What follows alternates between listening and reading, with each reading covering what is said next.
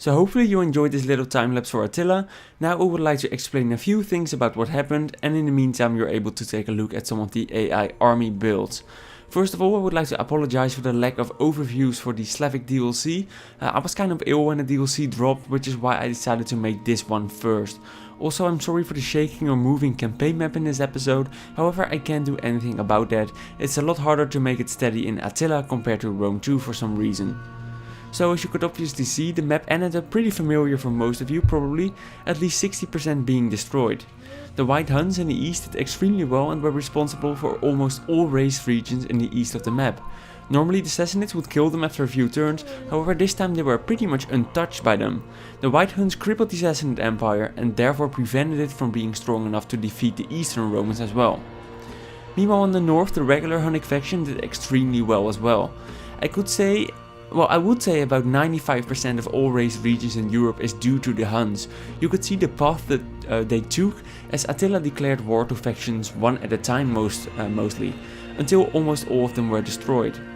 As you can see, the Hunnic forces roam the earth and prevent anyone from settling again. Sometimes you could see an AI trying to resettle, only to be destroyed by the Huns again. We saw some nice AI empires growing, however either the Black or the White Huns just kept destroying them one by one. For example, the Alamans, Picts and Quadians all did pretty well, however in the end only a couple regions and factions managed to survive the onslaught, the Eastern Roman Empire being one of them most interesting enough. If you look at the impact of the new Slavic DLC and Garamantian Free DLC factions, you could clearly see a difference. Garamantia was a faction which heavily influenced everything in Africa, and they even grew pretty large once in the campaign.